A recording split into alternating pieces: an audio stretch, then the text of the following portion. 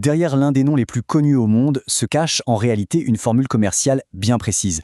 Une stratégie qui n'a pas seulement battu une fortune, mais qui a littéralement redéfini le visage de l'immobilier à New York. On va décortiquer ça ensemble. La vraie question, c'est celle-ci. Comment un simple nom de famille peut-il se transformer en un empire mondial ? Eh bien, ce n'est clairement pas le fruit du hasard. Non, c'est le résultat d'une série de décisions très calculées et de paris, disons-le, plutôt audacieux. En fait, quand on analyse le parcours, on se rend compte que tout repose sur une sorte de playbook, une stratégie en 5 temps. Un véritable manuel qui a été appliqué projet après projet. Voyons voir comment chaque pièce du puzzle s'emboîte pour construire la légende.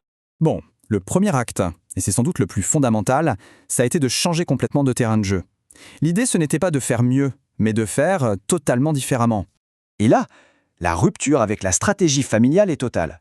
Dès 1971, Donald Trump prend le contre-pied de son père, Fred. Lui, son père, avait brillamment réussi dans le logement abordable, dans les quartiers populaires. Donald, non. Il vise un tout autre monde, le luxe, le prestige et le marché hyper compétitif de Manhattan. C'était un pari à très haut risque, bien sûr, mais avec un potentiel de récompense immense. Forcément, qui dit nouvelle vision dit nouvelle tactique. Pour partir à la conquête de Manhattan, il fallait une approche bien plus agressive, une manière de faire des affaires qui bousculait un peu les conventions. Et le premier grand succès, celui qui va servir de modèle pour tout le reste, c'est la transformation de l'hôtel Commodore en Grand Hyatt. C'est vraiment ici que la méthode Trump a été testée et finalement validée. Alors, comment ça a marché concrètement ? On peut résumer ça en 3 étapes clés. D'abord, négocier avec la ville de New York pour obtenir des avantages fiscaux colossaux. Ensuite, financer le projet, non pas avec des fonds propres, mais en s'endettant massivement. Un pari audacieux. Et enfin, pour convaincre les banques, utiliser la solidité financière de l'entreprise familiale comme garantie.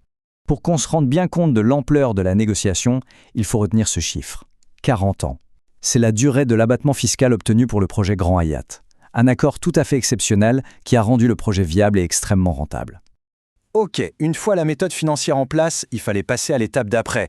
Construire non seulement des bâtiments, mais une marque. Et pour ça, il fallait un symbole, quelque chose de vraiment puissant.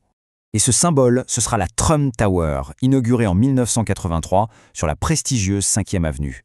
Ce n'est pas juste un immeuble de plus, non. C'est le moment crucial où le nom Trump devient vraiment synonyme de luxe et de réussite. Chaque détail de la tour a été pensé pour l'image. L'emplacement de premier choix, l'atrium spectaculaire en marbre rose, la cascade intérieure, tout, absolument tout a été conçu pour faire de la Trump Tower une icône mondiale et pour ancrer la marque dans l'imaginaire collectif comme le summum de l'opulence. Allez, on passe à l'acte 4, et là, on aborde quelque chose de plus immatériel, mais de tout aussi crucial, la construction d'un récit public, la maîtrise de l'image médiatique. L'objectif était simple et très clair, se positionner comme l'homme d'action, celui qui réussit là où les autres, et surtout les pouvoirs publics, échouent. Il fallait créer des coups d'éclat médiatiques pour nourrir cette perception. L'exemple parfait, c'est la rénovation de la patinoire Wallman Rink à Central Park. La ville de New York patinait sur ce projet depuis 6 ans. Trump a repris le dossier et l'a terminé en 4 mois. Le contraste était saisissant et lui a offert une publicité extraordinaire, renforçant cette image d'homme efficace face à la bureaucratie. Et nous voilà au dernier acte de cette stratégie, un pivot majeur, dicté par les circonstances qui va transformer durablement le modèle économique de l'entreprise.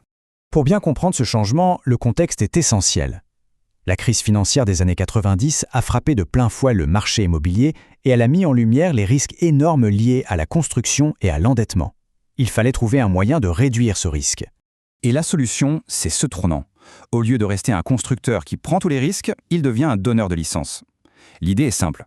D'autres promoteurs construisent et financent les projets, mais ils payent pour pouvoir y apposer le nom Trump, qui est désormais une marque de luxe reconnue. Les avantages de ce modèle sont évidents. Le risque financier est quasi nul. La visibilité de la marque reste mondiale, ça génère des revenus très importants, et tout ça avec un investissement personnel minimal. C'était un coup de génie commercial. Donc si on résume tout ça, on voit bien que la recette de cet empire immobilier repose sur 3 piliers fondamentaux. On a d'abord une audace financière avec ce recours massif à l'endettement. Ensuite, des négociations politiques agressives pour obtenir des conditions exceptionnelles. Et enfin, la transformation magistrale d'un nom de famille en une marque mondiale qui est devenue synonyme de succès et de luxe. Ce qui nous laisse avec une dernière question pour réfléchir. Quand la marque apposée sur la façade devient plus importante que les murs eux-mêmes, comment définit-on la valeur réelle d'un bâtiment ? C'est tout le paradoxe de cette formule.